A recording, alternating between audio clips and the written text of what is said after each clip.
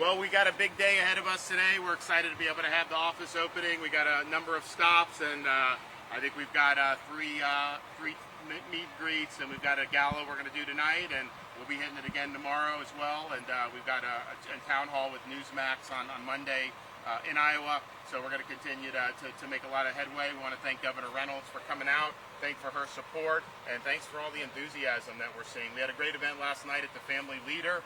We were able, I think, to articulate. What's up, dude? We were able to articulate things in ways, that a normal debate with 60-second answers may not necessarily let you do. So happy to take some questions. Governor, you've been campaigning for a while now, approaching the 99 counties. What will change, though, about your approach in the next 60 days to close this gap with former President Trump? Well, I think what you've seen is, there's a lot of people that haven't made firm decisions yet. So we've got a lot of interest. We obviously have a lot of support in terms of our caucus commitments, which is a huge amount. But it's making the case that this is the way forward. And I made that case last night, I think, in ways that people appreciated. We need somebody that is going to be able to serve 2 terms. We need somebody that is going to be focused on your issues, not be distracted with other issues. We need somebody that has a demonstrated record of delivering on all his promises, which I'm the only one running that can say that they can do that. We need somebody that's going to be able to stand for the things that people here want, that'll fight for them, especially when it's not easy, especially when the left and the media are coming at you. Stand your ground. Fight for people, but then win for people, deliver victories. I mean, the Republican Party outside Iowa, Georgia, Florida, a handful of states, has been losing a lot recently. We need to win elections, but we need to win on these issues and actually deliver change for this country. And we need somebody that's going to be willing to lead with a strong vision. A vision that is, it's easy when everyone is at your back, but when they're coming at you, are you going to stand strong and fight for people? And that's what we've proven we can do. Governor, how are you feeling about Tuesday? The latest CNN poll shows you at 9%. Are you concerned that you're trending in the wrong direction?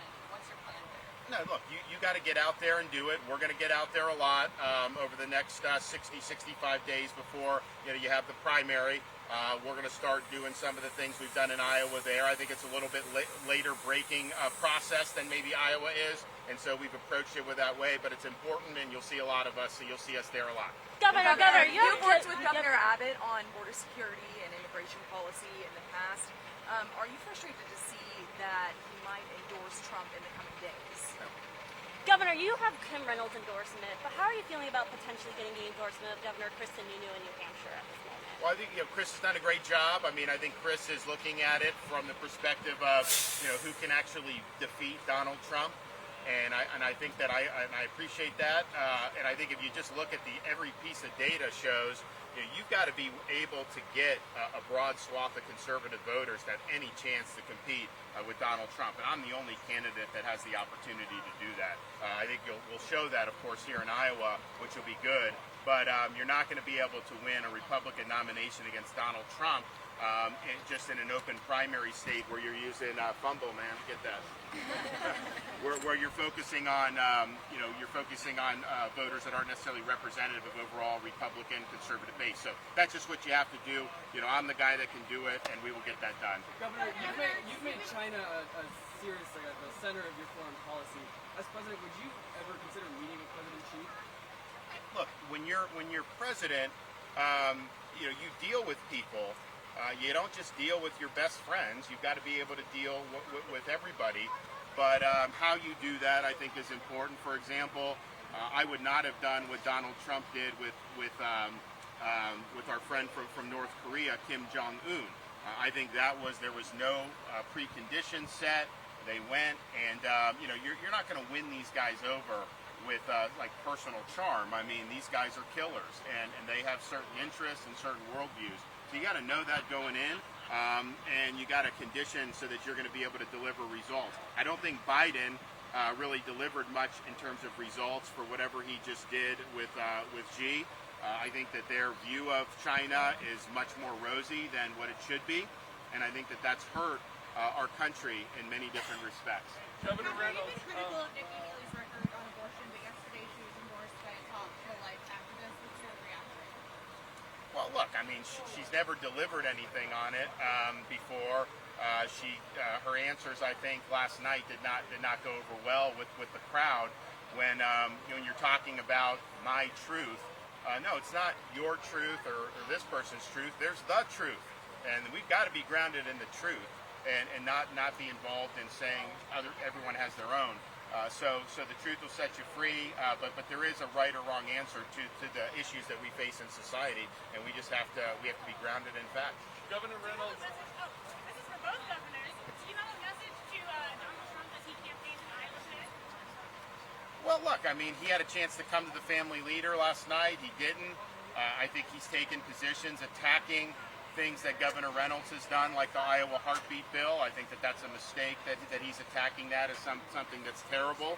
I think it's been a mistake how he's not been willing to engage with Iowans outside of swooping in and doing, a speech and then just leaving. I think you got to get on the ground. I think you got to shake the hands. You got to answer their questions. That's what we've done. Sir, that's the expectation of Iowans. You were right on. They expect him to do the debates. They expect him to show up. They expect him to earn their vote, and he's just not doing it. And it's truly not about the other candidates. I'm in this race because I'm focused on the candidate that I know can win, and that's Ron DeSantis. The math is there. The ground game is there. The engagement, the excitement, the policy, the record. It's about the future of this country, not the past. And Ron will do if he does for this country what he's done in the 4 years that he served as governor of Florida, not only will we lead Iowa's comeback, but then he'll be reelected and we'll have 8 years of incredible leadership by a conservative that will get this country back on track. I'm so excited about the future of this country under Ron's leadership. Who's playing? Who's Florida State play today, buddy? Who? North Alabama. He was very upset because he knows how to ask for the odds on Siri, and so he can say who's going to win Ohio State, Minnesota, and they'll say Ohio State's favored by whatever. North Alabama and Florida, apparently there's not a line, and so Siri is saying it's a toss-up. He was very upset that they're trying to say that's a toss-up. I think it's still bothering him. When Florida State's undefeated and North Alabama is obviously not up to that snuff, so but I told him, I said, Mason, these computers are not always right.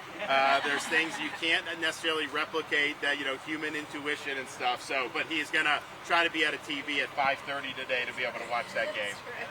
Last one. Governor Reynolds, how well have you seen Governor DeSantis connecting with evangelical voters here in Iowa, and why do you think he's a better fit for those voters? Well, first of all, look at his record and look at the endorsement that he's just received, and he continues to bring new evangelicals on. He did a phenomenal job at the family leader. I was there. I listened to the response to his answers to the questions, and I've watched him connect with Iowans. He's showing up. He's making the case on why he should be the next president of the United States, and I see the energy, I see the momentum, and it's exciting to see. Iowa breaks late. There's a lot of time left, so keep your eye on the game. We're going to get this across the finish line, and he's the guy that's going to get it done. Thanks, guys. Appreciate it. Thank you. All right, sign the bus. You guys want to sign the bus? Okay, just sign the bus, but not your jacket. Okay. Okay. All right, here's another marker. Okay, Dad. Mimi. Maybe you want to go over here by Dad? There's a big space right over by Dad. Okay, I think they want to do it.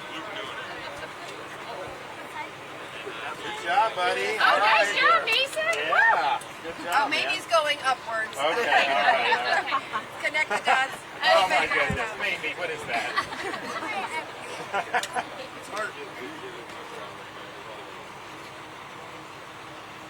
All right. There's Did you mine. sign your name, honey? How's the new bus? Mason, nice. I know, look at that. You want to put the Still gonna decorate for Florida, Christmas? Florida State game in there? Miami, Florida State. What, honey? You did Good sign job. the bus. All right, Mimi, you get it? All right. Thank you. Oh, good job. Yay! Okay. All right. Well, thanks, guys. We appreciate it. Are you guys ready to get on the bus?